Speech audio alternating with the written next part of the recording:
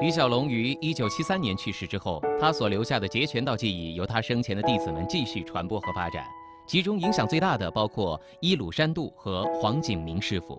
而在今天的截拳道领域，汤米·克鲁瑟斯师傅无疑是最负盛名的一位。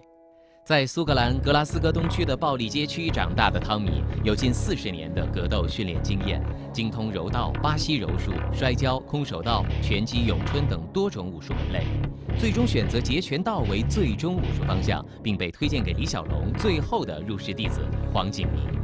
他向黄景明学习了截拳道后期的技战术体系，包括利用节奏与破坏节奏以及距离控制等。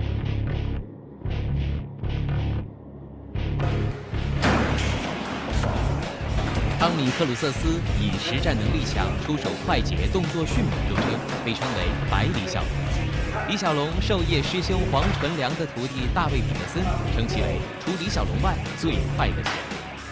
汤米·克鲁瑟斯认为，截拳道是他一生所学武艺中最直接有效的，并认为李小龙的理论在今天仍不会过时，正如两点之间永远直线最短一样。今年56岁的他仍然奔波于世界各地，传播教授截拳道。本月，在汤米·克鲁瑟斯受中国截拳道印星会邀请来京进行截拳道讲习会之际，中国功夫史对其进行了独家访问。这也是汤米·克鲁瑟斯首次参加中国节目的录制，也为广大截拳道和武术爱好者留下了一次难得的珍贵资料。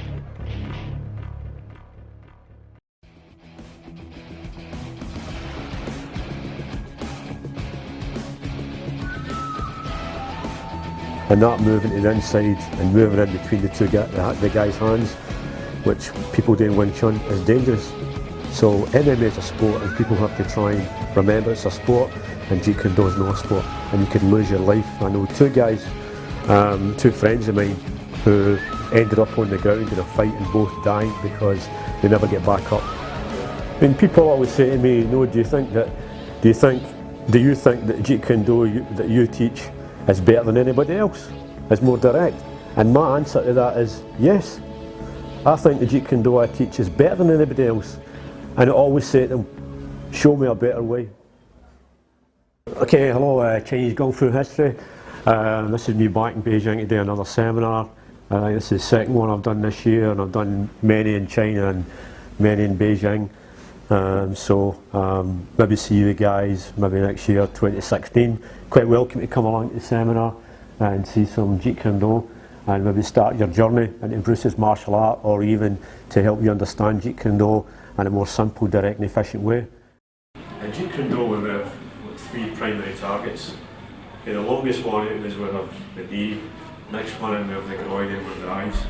So these are the kind of primary targets that would attack right away. If you look at Bruce's progressive weapons chart, see the leg first and then the hand. So we try and use the leg first because naturally the leg's longer, it's more powerful in the hand. Once the guy gets by the leg, then they go in the hand, so it's kind of angle there. So we could either take up a stance, or we could use this for a natural posture, and usually to start halfway we would train for the stance, then later on we would work this for a natural posture. So if I was going to kick for a natural posture back here, I'd see the knee for here, and I would just go for the move. I would just go for here and break the leg. Quite simple, just straight in. Okay? If I'm slightly closer and the groin's shut here like this, or if it's turning that way, if the groin's open for here, then I would just attack the groin. Simple as that. If I felt as if this shot here was too much jammed up for here, then I would just attack the eyes. So it's quite simple. Okay? I just look at the target, I feel the distance, and I know where I'm going. So for here I'd attack the eyes, further back I would attack the groin, and if the leg forward for here, I would just break the leg. So just breaking the leg, that's it. That's as simple as possible, there's no messing about. If the opponent had grabbed my wrist here like this for here, then I would just attack the eye. Simple as that. I might kick him, but to kick him I've got to lift my leg, and it's simpler for me to attack the eye this way. So anytime the guy happens to grab me, depending on the distance, I would usually attack the eye, because usually when the person grabs you, it's difficult to lift your leg and kick, so usually I attack the eye. No less, I can hit the groin. So everything's really simple. There's nothing complicated with this stuff here. And it's designed for fighting. It's no 1, 2, 3, 4, 5, 6, 7, 8, 9, 10. It's one shot up to here, or a shot up here, or just a quick attack with the leg. That's it. 你好，师傅，很高兴能够采访你，感谢你这次来中国教课，这么辛苦。有些问题想问你，想向您请教。第一个是，您最早接触李小龙是什么时候？First time I heard about Bruce Lee was roughly 1974, and that was probably a year after Bruce Lee died, because he was well known in America, but he wasn't well known in Europe, and it wasn't really until after he died, 73, then the year after that, 1974, that his movies were actually shown in the UK. But prior to that, people didn't know who Bruce Lee really was. So my first exposure to Bruce Lee was roughly summer of 1974. 那你那时候是只是看电影喜欢，但是已经开始练拳了吗？已经练习武术了吗？ Well, before I was exposed to any of Bruce Lee's martial art, or even to any of the kind of movies that Bruce acted in, I was already practicing a martial art since probably about maybe 9 or 10-year-old. My father, he taught me military unarmed combat that he was taught during World War II, so that was the first exposure I had to any kind of martial art, was British military unarmed combat. Then after 74, when I saw Bruce moving, saw him punch and kick and do various other techniques, I really wanted to pursue this kind of line of martial art, or this expression of fighting, which I have been pursuing since 1974 until the present day. The military stuff that my father taught me was more or less a lot of kind of locks and finger locks and chokes, and just groin hits. It really was quite simple stuff, you know. It wasn't very complicated, but the majority of the stuff that he taught me was grappling type techniques. 那你后来练习截拳道是什么时候呢？正式开始练习截拳道是什么时候开始的？ I would say probably just after 1974 I became very interested in Bruce's martial art, and I really pursued it from there, trying to find out, you know, how Bruce moved, how he kicked and how he punched, and the theory behind the martial art. No, you know, in the UK, way back then, there was nobody that taught Jeet Kune Do. There was probably not even anybody that actually understood Jeet Kune Do, so really had to try and pursue this myself without having a teacher, which is quite it's quite challenging when you don't have somebody to point in the right direction all the time. It's very, very difficult. Having a teacher, you can learn a lot quicker as long as the teacher understands, you know, the martial art, as long as she understands the progression and how the components fit together, and how the step-by-step progression leads you from a beginner through intermediate and then to a senior practitioner. But to find somebody that can actually take you on this journey or this path, even to this present day, is very, very difficult. 那你开始练习是去美国练习吗？开始练习截拳道。Roughly, I would say maybe the late 80s. I went to America. The first teacher that I studied under was one of James Lee's students called Gary Dill. I went to America to train with him, then I come back here and I ran a school under his direction. Well, really when I went to the States, I went to sit an examination to see if I could become an instructor in his organisation, because up to then I had been teaching myself, and then I come back and ran a school and represented his organisation until I found out through Jesse Glover that. 那您是第二位老师是Jesse Glover， 你跟他练习非传统功夫吗？ Through an article in an American martial arts magazine, sent him a letter and asked him if he'd like to come to Glasgow to teach a seminar. He asked me to call him. I called him, and then he asked me who I was studying under. I told him I had been studying under Gary Dill, who was a student of James Lee's. and he recommended that, you know, that I shouldn't really be training in this line because that this guy did not spend as long with James Lee as he was telling people. So on Jesse's recommendation, I stopped representing Gary Downey's organisation, and then Jesse came to my school. He taught a seminar and started to teach me non-classical Kung Fu and forward pressure, chi sao, chain punching, and various other components of non-classical Kung Fu that actually came from John Fan Kung Fu. And then up until Jesse died, I was friendly with Jesse for maybe close to 20 years. He was my teacher and easily my best friend out of everybody that has taught me stuff that Bruce taught them. Also, Ted Wong was another teacher of mine, and I trained with Ted for maybe about, I would say maybe about 15 years, but I really couldn't be, it's not any less than 15 years, it could maybe be 16 or 17 years.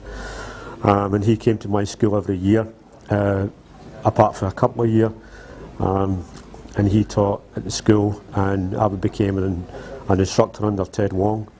And in between that, Jess introduced me to Howard Williams in the States, and then Howard came to the school and done 2 seminars and taught the stuff that Bruce was teaching in Oakland, and talked about how, you know, Bruce and James, how they kind of had a good rapport with each other, and how really James Lee was instrumental in helping Bruce develop his martial art. And Howard came to school twice when I met him in America, and I was introduced to him with Jesse, and I really did like the stuff that Howard taught. Howard was very fast, very powerful, and his techniques were very compact, and I really did like Oakland Jeet Kune Do. So I've trained in earlier stuff, you know, some John Fan and non-classical Kung Fu. I've also trained in Oakland with Howard, and also another friend and a teacher of mine, Mr. Leo Fong. I've been taught by him, and then Ted Wong. So really I've trained with quite a lot of people, you know, that Bruce taught or James Lee taught. Also Mario McDango and Gary Kaganen and Felix Macia, these guys. And then later on, I was invited to go to the States and spent a short time with Bob Bremer and that group there, which was quite interesting.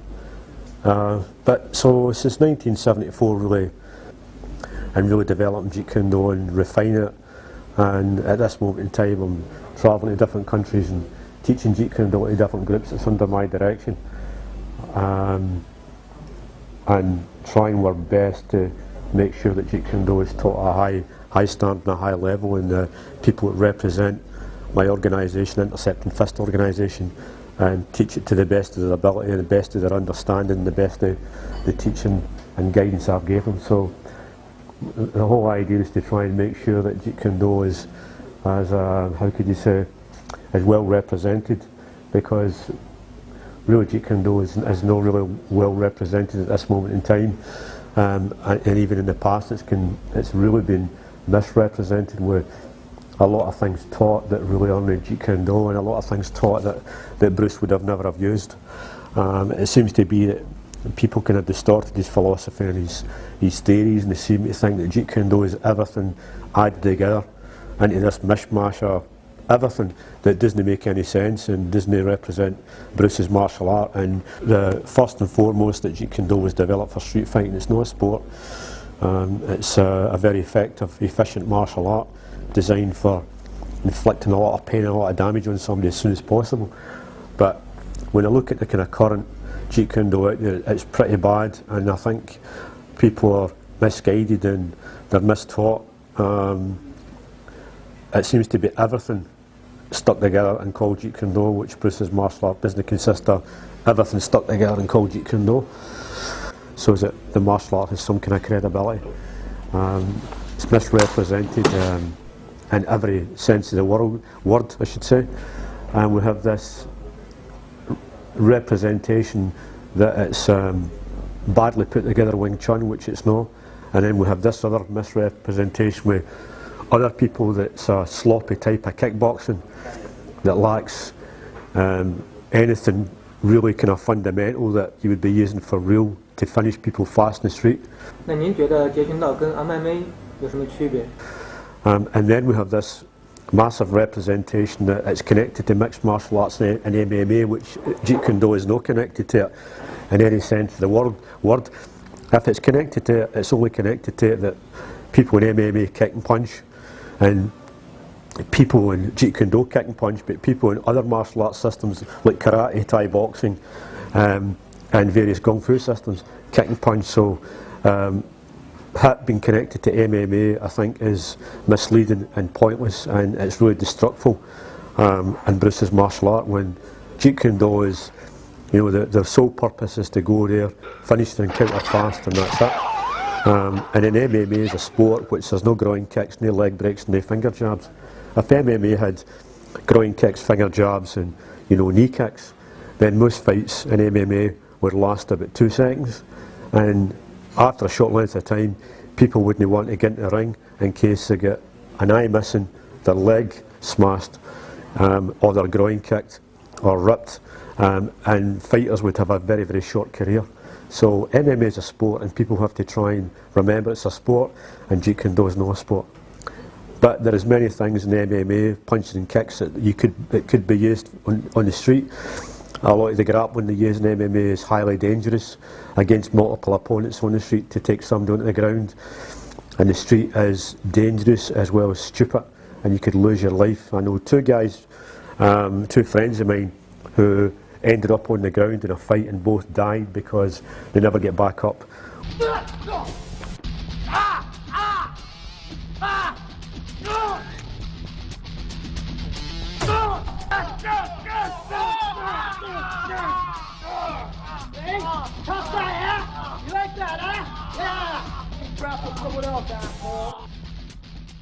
One guy get kicked to death, another guy he got hit with weapons and he never survived. So human being for real stands his best chance standing upright and no rolling about on the ground. It's okay then in a controlled environment where you can roll about and somebody can go stop, or you can tap somebody, but on the street there's nobody to tap you, and people could pull a knife out, stab you.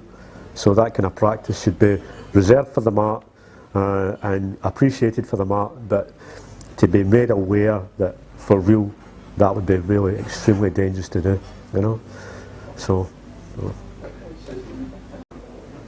既然您跟很多位李小龙的徒弟都学习过，那么你怎么看待李小龙这个武术的转变、武术的发展？ Really, Bruce's martial art, went through a few changes and a few kind of reshaping processes, and his martial art became more streamlined. It became more efficient. It started off more or less very much Wing Chun orientated, and then Bruce realised the limitations of Wing Chun, the footwork and the punching, etc., and just the close-in fighting, where everything had to be pretty close before you can conclude and finish anything off. And you saw the limitations that you have to be too close to a guy to finish it. So he wanted to be able to stand a bit further back and be able to move in and hit the person and finish it without having to get in and tie them up and do complicated manoeuvres. And I think once he saw fencers and boxers, how boxers can move, and they can throw punches from any angles, and they can move pretty fast and move to the safe side where it's difficult for you to get a shot in. And I think he liked how fencers could close in and had really fast footwork, and they could close in and just strike with the sword, and they could finish it if this was for real. So he saw the Western martial arts seem to be a lot more dynamic than the Eastern side of things. Eastern martial arts, the kind of philosophy and the concept was pretty interesting, but I think a lot of Eastern martial arts really kind of lacked the mobility of Western martial arts. So when people talk about Jeet Kune Do is an Eastern martial art, they're extremely incorrect, because Jeet Kune Do is actually a Western martial art, because the 2 components that make it up, the 2 biggest components, are fencing and boxing. And Western swordplay is different from Eastern swordplay, and there's no anything in the West that resembles boxing, because it's a Western martial art. 或者第一个，他把咏春做了一些修改，那么他在截拳道里面还保留了咏春的什么内容？ I think the things they actually kept were some of the theory and Wing Chun would be similar to some of the theory in fencing. It'd be similar theory, you know, but Wing Chun's got too many limitations. It's got too many limitations. And that moving to the inside and moving in between the guy's hands, which people do in Wing Chun, is dangerous. They want to command the centre. But if you command the centre, the guy can still use 2 hands and 2 feet. You might be here, but he can still hit you. So that's what he used at the start, and they realised that this was dangerous. So later on he used the boxing theory, and the boxing theory is to move to the outside, no move to the inside. So the basic boxing theory, if you're left side up, is boxer wants to move to this side, because then you can't get hit with the cross. If you move to that side, you can get hit with the cross. So basic boxing theory would be for here is to move to the outside. That side here. So Bruce liked the idea of moving to the outside. So later on everything was shoot in and move to the outside. Depending what foot the guy had forward, gives you an indication. Because if he's got a left foot forward, chances a right-handed fighter. If he's got a right foot forward, chances a left-handed fighter. So you want to stay away from the most powerful weapon. So on the Wing Chun side of things, you move into in between the guy here, but he can still punch and kick you. So Bruce realised that, and the only way you can stop this is to try and tie the hands up. But this, when you try to tie them up, you can be punched or kicked or grabbed. Anything can happen. So later on, his idea wasn't about tying the guy's hands up. His idea was about hitting and moving off and being safe and hitting again or finishing for there. So started off with a kind of Eastern type philosophy and theory, and then later on he realised that this had too many limitations, and later on there's a Western theory and application which was a bit safer. So hand immobilisation attack, you know, this thing here, when you touch the guy's hand, you go like this, you come in, you go 1, 2, 3, 4. This is 2 kind of long drawn out. So the whole idea is if you collide with the guy's hand, don't press it up. The whole idea you collide with the guy's hand is not to go like this and bring this in here. It's just to move from here and finger jab. So the whole idea is to be simple. Rather than his hand is like this and you meet it and you go like that, this takes too much time. You meet his hand here, you just disengage and happen. You can see this check is here, so it stops him coming back this way. So if you can do it with one hand, it's far better than doing it with 2. If your hand was coming in like so and you met it this way and he's pressing across that way, what's the point in bringing this in and doing that? When you move like that, just disengaging that, it's far faster. And I don't have to bring this hand in. So the whole idea should resemble somebody sort of fencing, rather than somebody doing this, doing that, doing this and doing that. This is far too slow. Okay? 那击剑呢？李小龙又从击剑里面学过什么东西？ I would say the stance and the footwork and delivery system, you know, they're heavily influenced from fencing. And the ability to disengage lines or change lines or use progressive indirect attack, you draw a line and then switch to a line. Broken rhythm, I think, you know, all these kind of concepts Bruce incorporated from fencing. And the delivery system and the stance was modified really so that he could accelerate fast for a safe distance and strike, whether with a hand or foot, and make sure that it was difficult for the opponent to strike him back. So once he saw how fencers moved, I think he realised that they had a massive advantage over people who maybe had done Wing Chun, where they have to get close onto trap when Bruce could stand further away and just move in and eye jab or move in and kick and just finish it fast, where the person who had done this really wouldn't have a chance to make it work because he's got to be close enough.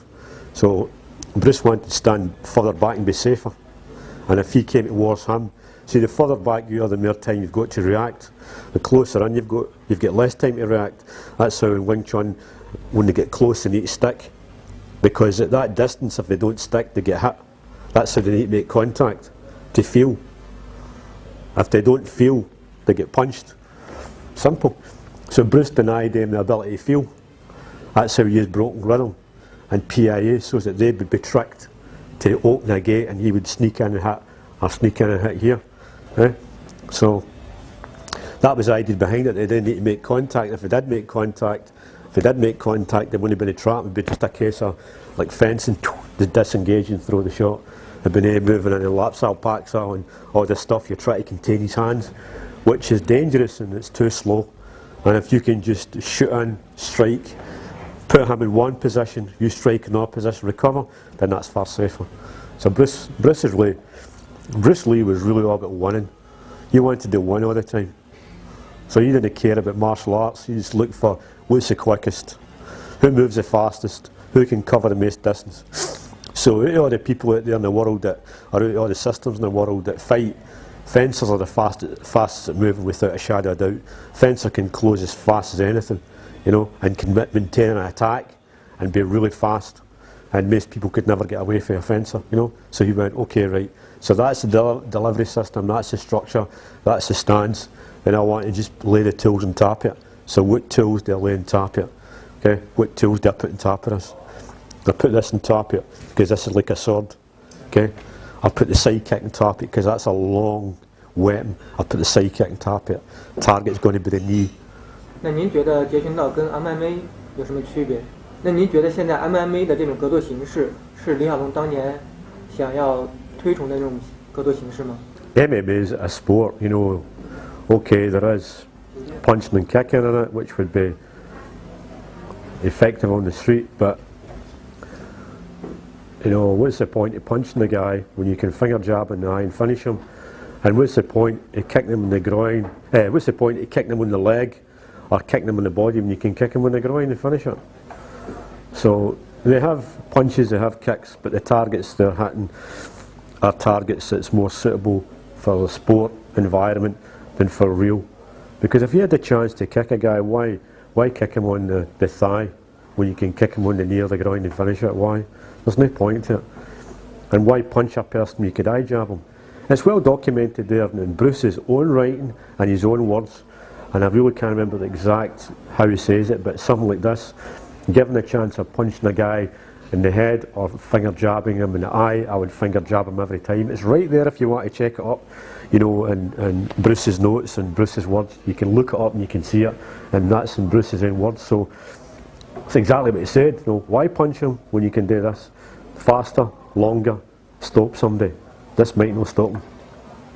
And you want to make sure you finish him and you stop him.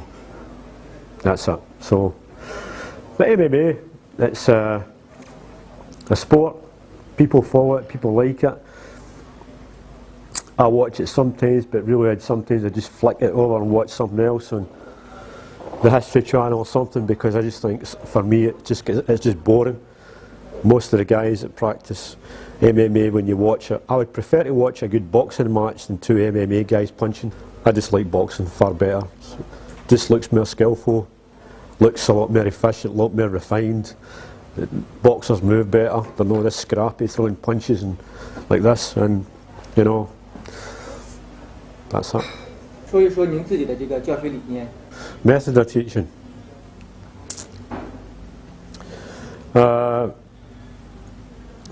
I like to teach things step by step. Slightly different from what other people do, because majority of guys I see there who teach Jeet Kune Do seem to teach a bit of this, a bit of that and a bit of the other. And most people can't figure out how these things go together. So I like to break everything down and just teach a progression of drills and exercises that accumulate up to somebody becoming pretty skillful. So I would say that, you know, use all Bruce's techniques, stance, delivery system, you know, hand stuff, leg stuff. I use some of his original drills, but a lot of stuff, drills I've invented myself. The student to come from a beginner through intermediate to become a senior and become highly skillful. So I would say all the drills and exercises are my invention. I'd say all the techniques and all that stuff really is Bruce's. But I've used my own kind of mind to try and figure out how I can make people become as good as I can make them. 您来中国这么多次教学，你看他们有什么转变没有？ In the past few years, I've seen the students getting a lot better, you know, definitely. It's really just down to the instruction and the guidance. That's it. If you don't have a teacher that can point you in the right direction and show you the means how you can achieve the skill, that's never going to happen. You know, some people might have a talent, but without a teacher, without somebody helping them, you know, they just never get that skill. 那您对这些在中国练习截拳道的这些练习者呢，有没有好的一些建议？ What I tell other people who run groups under my direction when I leave them is I always tell them to practice the drills and exercises I've shown them until I see them again. Then we can look at them if we need to update them or we have to modify anything. Then we just take it from there. In the past, some group leaders, after I had done the seminar, were continuing to teach other things, and when I saw them the following year, they were never any better. 师傅，我以前看到您的视频会有非常多的封手的演示，那最近的你的教学好像更加简单一些、直接一些，所以我想问一下，是您自己本人随着练习，对于这个武术的演示，或者说对于截拳道的理解，是有了怎样的一个变化？ Well, you see, there's quite a lot of people out there in the world to teach Jeet Kune Do, and they're still teaching stuff that Bruce threw away. Well, I'm not going to say I'm not going to say that what they're practicing isn't a bad thing, but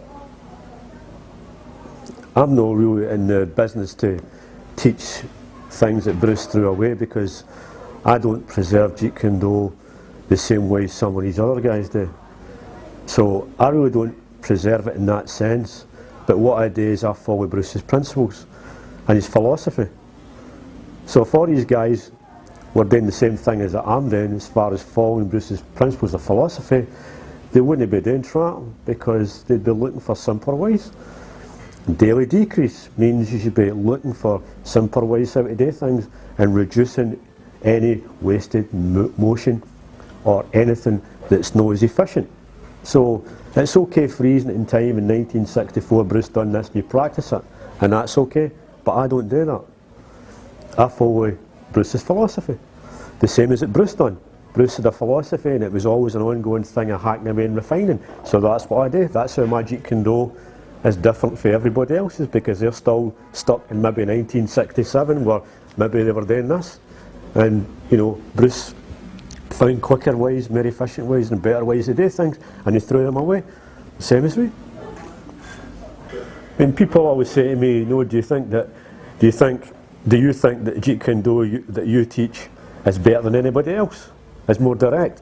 And my answer to that is yes. I think the Jeet Kune Do I teach is better than anybody else, and I always say to them, show me a better way. If you show me a better Jeet Kune Do, then I'll practice it. But up until then, the Jeet Kune Do I teach is the most refined, the most efficient Jeet Kune Do you can find. But if somebody shows me Jeet Kune Do that's far better, that's more refined, it gets to a target quicker, there's no any wasted motion, then everything I'm practicing now, I'll drop it and I'll practice that. But up to this moment in time, I've not found anybody else that can show me a better way of doing Jeet Kune Do. 那是不是所有人都会走过这条路？从很多的技术开始，然后不断走向精简，是不是这个过程，大家每个人都要走一遍？就从很多复杂的动作。It's quite funny because just talking about a finger jab, somebody said to me one time, "Well, we practice a finger jab also, but they never practiced it before, but they practice it now." So I said, "Okay, so you're practicing it now?" Yes, because up until then, every Jeet Kune Do guy you've seen done this. Now you see more photographs of Jeet Kune Do guys doing this, and this is because Bruce done it. No, this is because you see Tommy doing more finger jabs because Bruce done more finger jabs. So now you don't see photographs like this, you see photographs like this. No, you really don't have to, you know, you don't really have to learn a lot of things and start to drop a lot of things, but you do need something to start with. You do need a start. But that's only if you were teaching yourself. But if you're a student under an instructor's going to show you a quicker way of doing things, so you don't need to go through the same process that he went through, because you're already getting a cut down version. See, like what I learned, you know, took me a long time to refine it. So rather than people starting the journey where I started and they're following this journey with me, they just come in here, So I'm showing them a quicker version. I've done all the hard work, and I can show them a quicker version, how to become more efficient. So it's took me all this time to throw away and hack and refine things.